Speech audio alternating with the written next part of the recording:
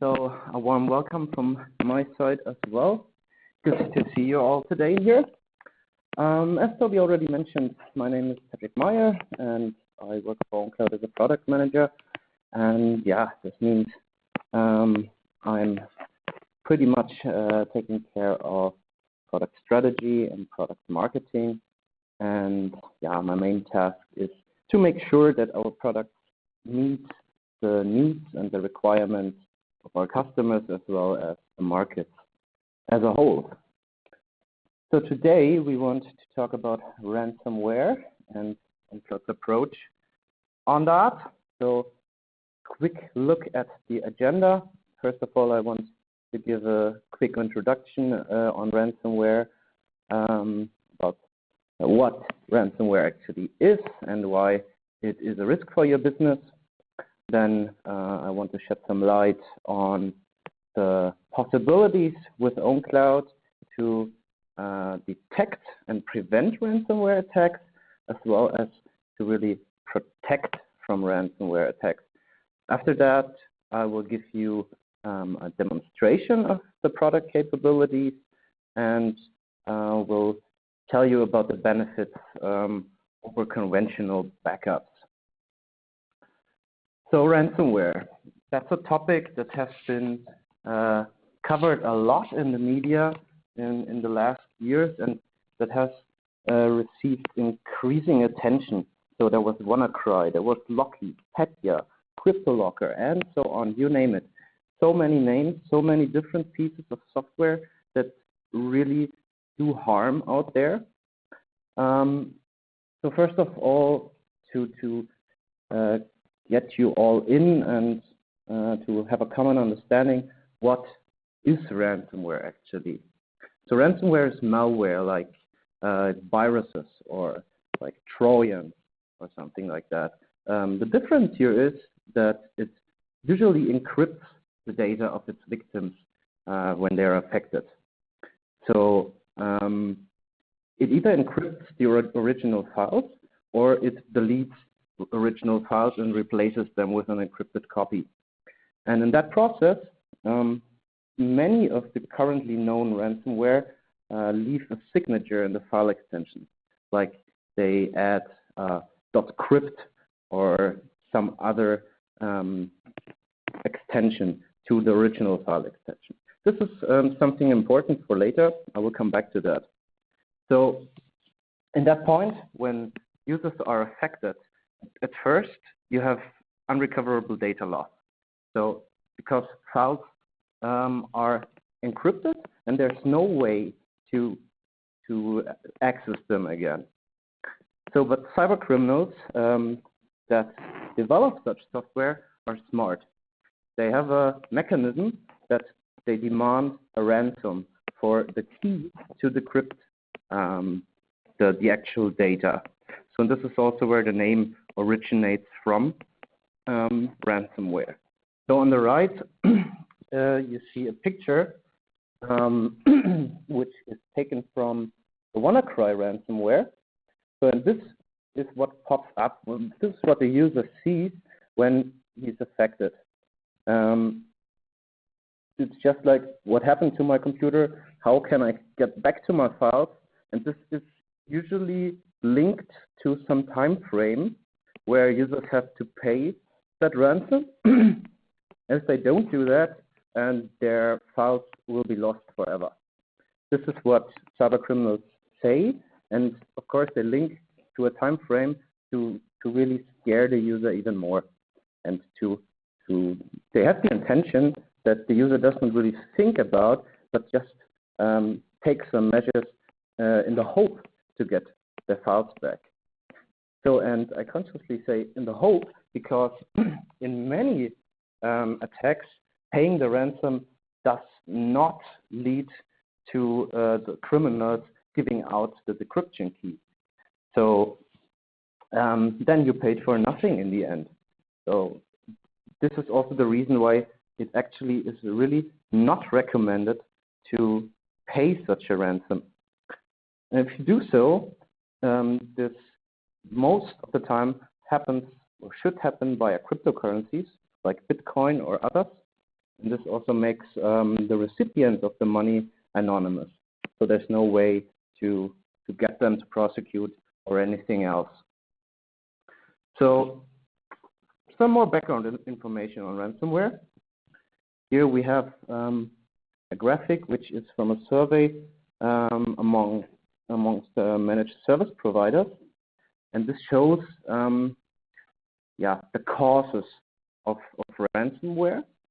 And if you look at the graphs, that clearly shows that it's not a lack of security, most of the time also not an issue of web security or anything like that. It's really the main source of ransomware is spam emails.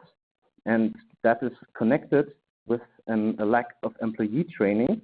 So people just, they don't know what can happen if they just open an attachment or something like that, and they do it. And that's how most ransomware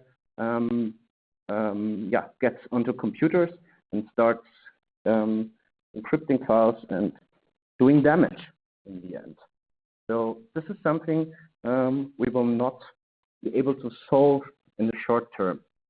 So people need to be educated in order to understand what can happen if they open mail attachments, for example, from people they don't know.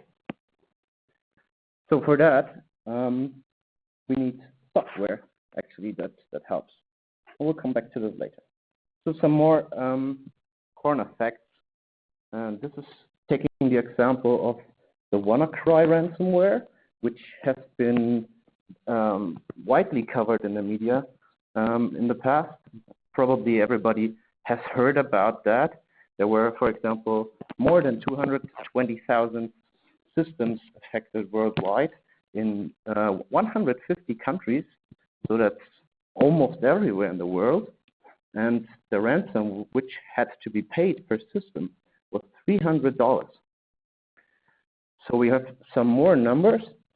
Just a quick overview for you to really know that this is, to realize that this is a real business risk. The average ransom in past ransomware attacks increased a lot over the last years. And also, as you have on the right, you have some examples. For example, Locky, Cerber, and Crypt.xxx. And all of those ransoms were actually quite high. So you just imagine that's what you have to pay for one workstation that gets affected. And imagine you have many of them, and this can easily be the case. And still, remember, if you pay that ransom, there's no guarantee at all that you will regain access to your data. And of course, data loss in the end is invaluable. So it depends on which data gets encrypted, of course, but if it's very important data for you and you have no backup or no mechanism to get this data back, then basically you're screwed. And that's the value that is lost totally depends on you. So for this, ownCloud came up with the Ransomware Protection app. It's an extension to the ownCloud server, which was launched some months ago, and is tasked, on the one hand, to detect and to prevent such attacks. And even in worst case scenarios, it will be able to restore affected files. So to have a common understanding, I would first like to establish kind of a setting, like a real world scenario. This is how a ransomware attack could take place, could happen. So in our example, we take a single workstation, and you have a user that just opens an infected mail attachment, which triggers the ransomware to operate. So now you have basically two high-level cases. The one case is that all data is encrypted and the workstation ceases its operations until a key is entered. The other one is that just parts of the data are encrypted, but the workstation stays operable. So in either case, if you don't have any protective measures, you're screwed. Data loss happens, and that for you directly translates into effort and cost. So if you're using ownCloud, you can be happy because it is protecting shield for such attacks. So back to the cases, in case A, where all data is encrypted, and the user works in the ownCloud sync directory, which is synced with the desktop client to the server, then all original files are still in the cloud, and after cleaning up the workstation and setting it up freshly, it can just be resynchronized and everything is in the state as it was before. No data loss happened, no ransom to be paid. In the second part, or a second scenario, where only parts of the data are encrypted and the workstation still operates, this will, of course, lead to the desktop client synchronizing the encrypted files to the server. And this is where the ransomware protection extension comes into play. So at first, I want to show you how it can detect such attacks and prevent files from being encrypted in the first place. So this is the first line of defense, so to say. So as I said in the beginning, most or many of the currently known ransomware works in a way that it adds certain file extensions like .crypt to the actual file name. So for that, we make use of that. The ransomware protection extension carries a blacklist of more than 1,500 of those patterns and uses that to detect the ransomware encrypted files upon upload. So, and it makes use of that to block the files, just really to refuse to accept those files when they're being uploaded. So still preserving the original files in the cloud. In addition, there's an optional feature to lock the accounts for client access. So they will be read-only. This is just thought to prevent further malicious changes. So when the first file is uploaded, which is detected to originate from ransomware, then the server will be set to read only for that user account, and no further changes can happen until it's unlocked. So in that case, also an important thing is that users are notified that malware has been detected, and they can just approach their administrators and seek for help. Those locked accounts can then be unlocked by the user in self-service through the web interface, or also via the administrator after the issues have been resolved locally. And then they can just synchronize the original files back as they're used to do it, and everything is in the state as it was before. So this is a great first line of defense, but ransomware becomes more sophisticated over time. So cybercriminals also evolve, and there already is ransomware that, for example, does not change the file extension, but only encrypt the files, and then it's impossible to detect those encrypted files for ownCloud or for any other software, of course. So there is consensus that for these and for other sophisticated future malware, we need smart mechanisms for file retention and also for recovery. And also, this needs to happen, as not everybody, every user will be affected. This needs to happen on a per user basis. And this is where the ownCloud ransomware protection makes its point. It offers two OCC commands. That's the ownCloud command line client. The one is the scanner that enables the administrator to detect the point in time when an attack has occurred. And the other one is the restorer that is capable of really reverting all file operations that have been conducted after this point in time, and really to do a rollback to the state before the attack has occurred. This makes use of ownCloud's versioning and trash bin capabilities. So this was the basic overview. So now I would like to demonstrate you how that works. So for that, I will share my screen. I hope you can see that right now. I'm just going to log in. This is an ownCloud 10 here with a fresh user account. And I also have the desktop client here connected with that account.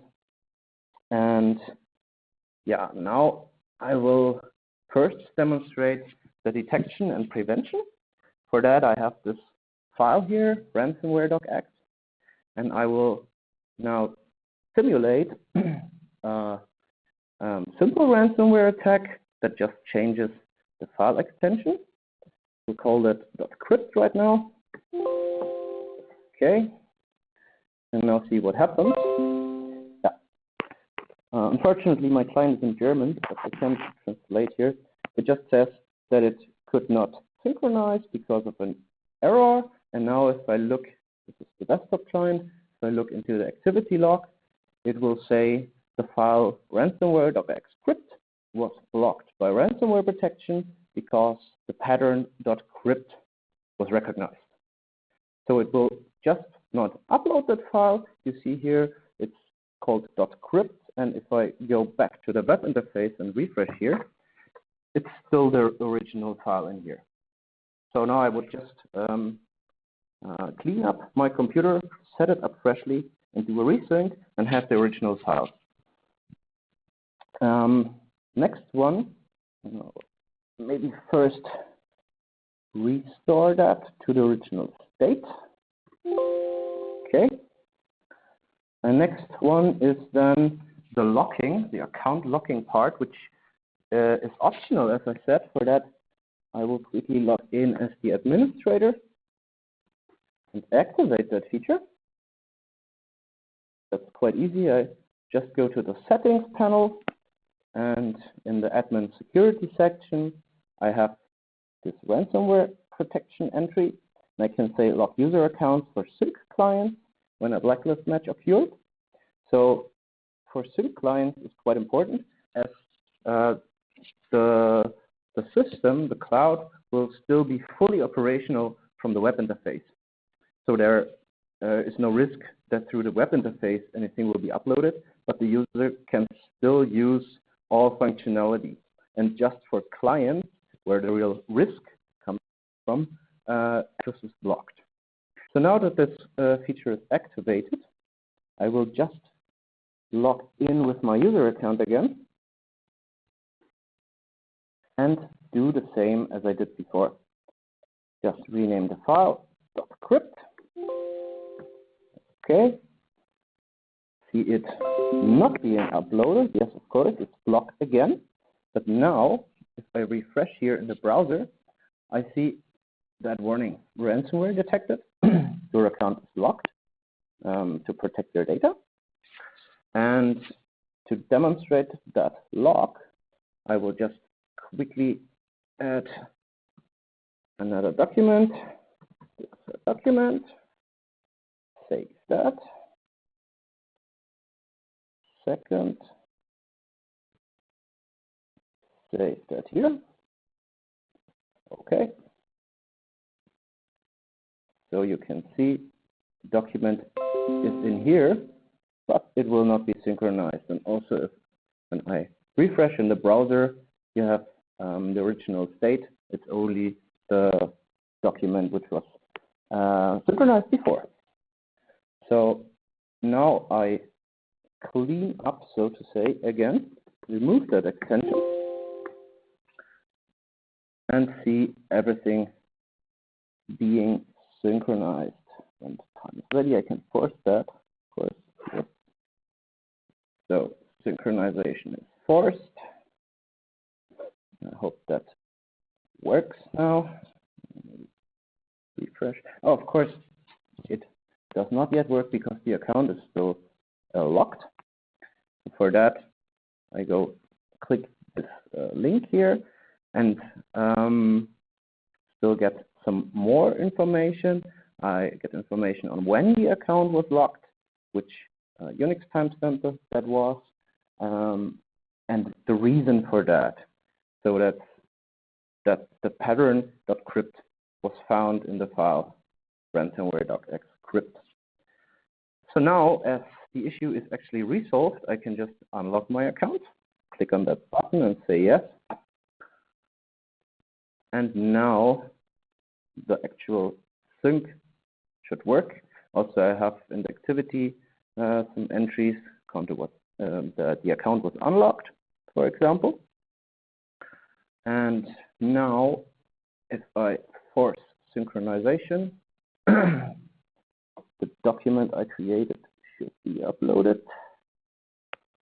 Well, somehow it still takes some time because of the previous error, but that doesn't matter. I will just go on with the presentation. Next up is the case where more sophisticated ransomware attack occurs, which is not detectable and also for that not preventable. So here we really need our smart mechanisms for restoration of that file. For that, I take the usual document here and just added some content. This is an important document. And now I will simulate the ransomware attack happening. So just here, ransomware attack occurred, everything encrypted. Save that again, so that it gets synchronized. Great. So that happened, and also the other document now made its way to the cloud. So this happened seconds ago. So this is now the encrypted version, which is in the cloud, which, without the extension would result in data loss. So now I'm going to first scan for the malicious changes.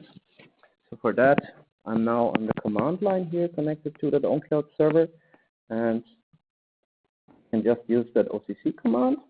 It's OCC ransomguard scan.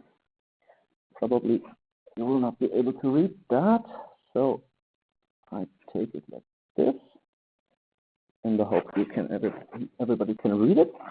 So now I need to enter a timestamp. I take 1 because I want to list all changes since the account was created, and add my username. So now it goes through the database and shows everything that happened. So you have the file ID, you have the name of the file and the path and the date in Unix timestamp format.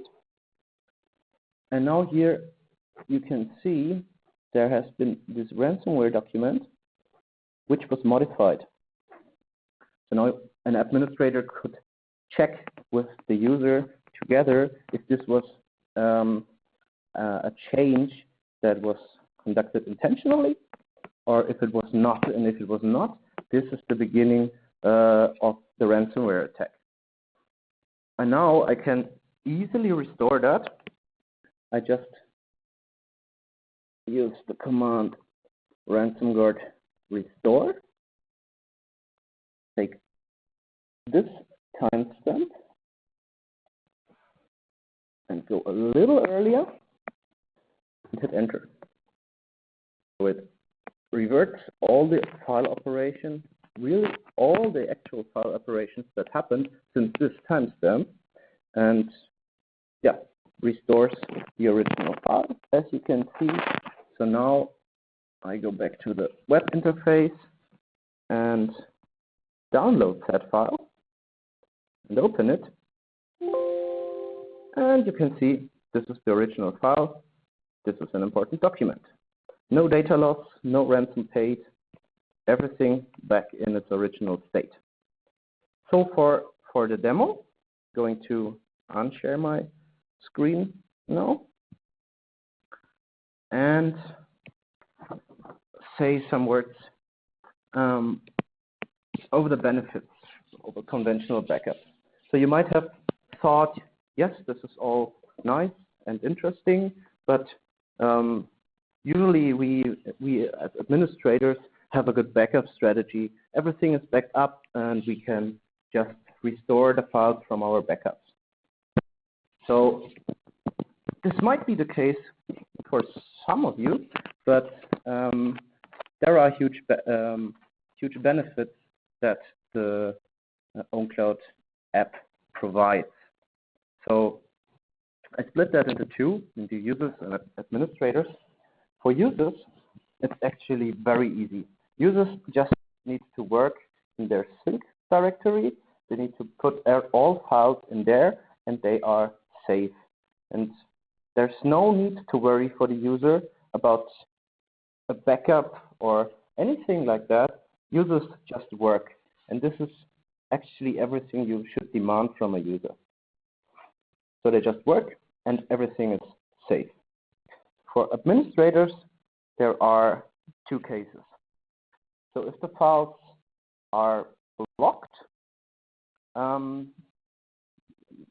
through the blacklist, then there's also for the administrators no additional work because they just set up the workstation freshly and everything can be synced back.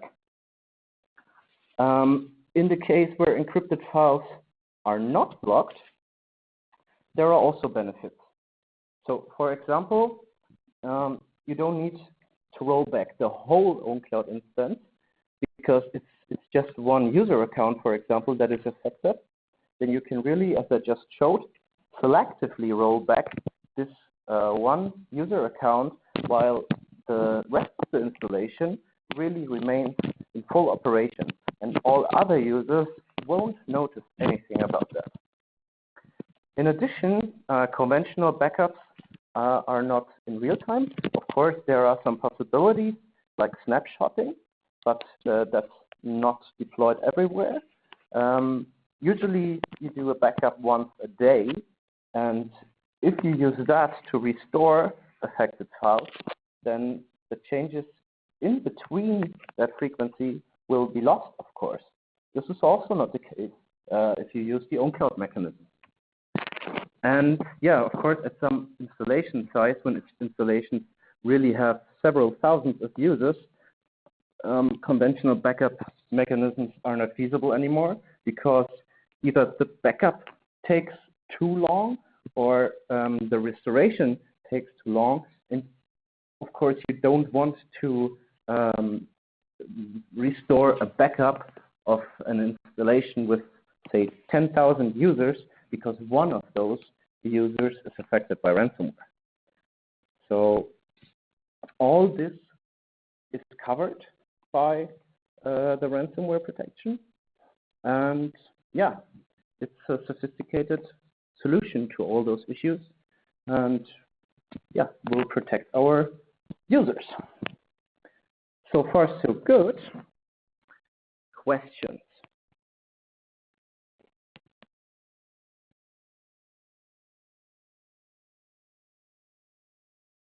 So first question I read here. my computer does not have any antivirus that can clean ransomware and restore information. So that refers to antivirus software as a solution, I guess. So yes, of course, antivirus vendors also focus on protecting from ransomware, but they have a different approach. They try to prevent the attack from happening, actually. And this is always like a cat and a mouse game. So if there's new ransomware, same as new viruses or something like that, then the software needs to keep up. So at first, most of that will not be detectable, and yeah, files will be lost in the worst case. So ownCloud takes a different approach. It does not try to prevent the actual attack from happening, but it tries to really secure the files, which is way more important, I think. I hope to have that question answered. If not, please put up a second one. So, next question. Does the restore of RansomGuard restore the entire account to that state before the timestamp, or just the file that was changed? If you do a RansomGuard restore, it really restores the entire account. So all file operations that happened after the timestamp you enter are reverted. Don't know where this question comes from, but maybe, yeah, there are also other use cases that can be covered by that restore command. I think that's the direction where the question goes to. So, next question. Does the app cause a significant increase in processor usage on the ownCloud servers? So, I'd say no, not necessarily in processor usage. We currently don't have measurements from really large installations yet. We will get some, definitely. The main thing is the database, which is concerned. Of course, you will have more database usage because all file operations from every user need to be noted in the database for that they can be reverted. So I'd not say that it's an increase in processor usage, but it's an increase in database usage, yes, definitely. Next question. Can we add more extension besides crypto? Yes, of course you can. At first, there is many more. As I said, there are more than 1,500 extensions that are covered. And those extensions come from a public project, I'd say. I don't know the name right now, but yeah, that's a public project where people really gather those extensions, and we just take them and update this blacklist with the app update, so to say. So if there comes an update for the ransomware protection app, you will get an updated blacklist as well. So we're keeping up, of course, with the developments out there.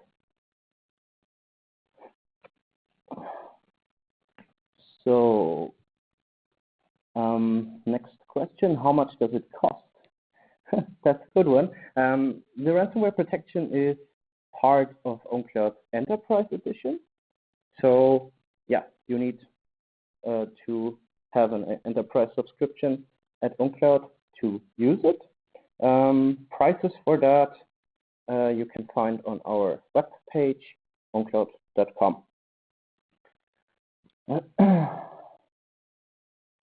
So next one is, how often is the update? Is the extension list updated? Probably. That depends. There's no fixed interval where we update that list. But of course, we monitor the origin, as I just explained. And if there are lots of changes, we will do an update of the app, of course.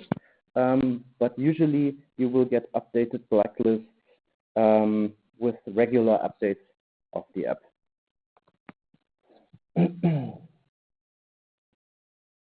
Next question. ownCloud already have self-defense for ransomware. Not sure if I get that completely. Well, actually, the whole webinar was about ownCloud's self-defense for ransomware. So maybe that relates to the first point I covered in the beginning.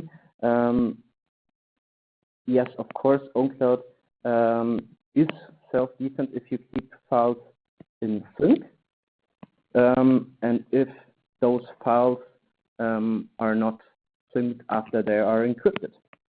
So then always you have the original files in ownCloud, definitely. And even for all other cases you can imagine, our ransomware protection extension helps. Next question. Is this available in version 9? No, unfortunately, it's not available in version 9. And maybe another quick hint to that question, all ownCloud version 9 products are out of support, end of life, since February.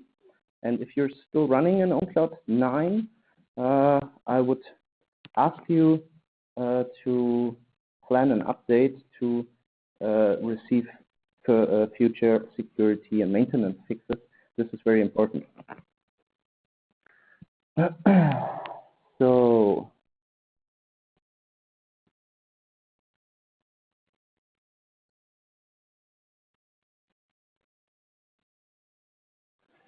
So next question is that ransomware is based on versioning and trash bin. Yes, each one can use maximum the half of the free space due to quota.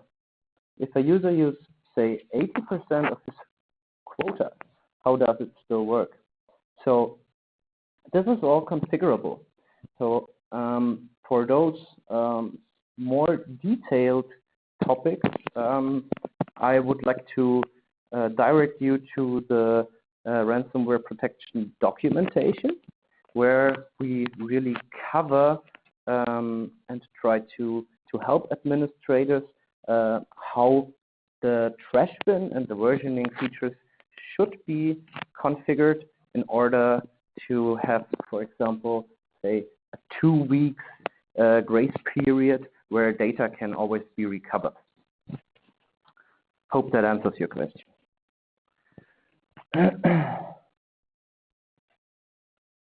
So,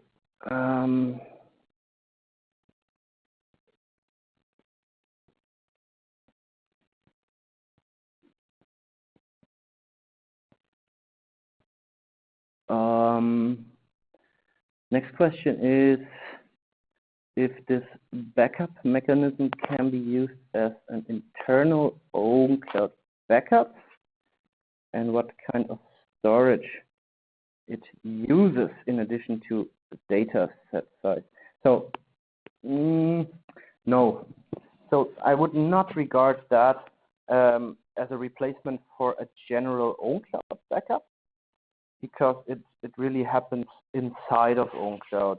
It really allows you to really roll back files, but not to have an actual backup of those files. So it's still very important to do regular backups of the whole ownCloud instance. Regarding the storage needs, that depends, of course, a lot on the files the users have, and also on the number of versions that are created, and also on the number of encrypted files in case of an attack. So what we can say for sure is that the database size will increase, as I explained before, but yeah, that should not be huge storage needs, I guess. I hope that answers your question.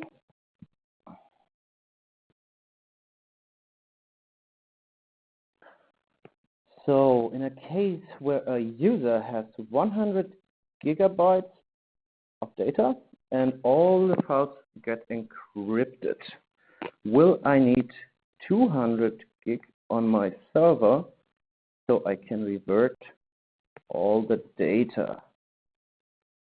So I guess it depends again. So if those 100 gigabyte files are encrypted and are not synchronized with the ownCloud server, then of course the storage needs on your server will also not increase. In the case that those files are synchronized with the server, then of course versioning will take place and will create versions for all those files and will of course increase the storage need. Yeah, that's true, but still, if there is not more storage available, this will end up in the encrypted files not being uploaded, but still you will have the original files in ownCloud. So in the end, it's no need to worry.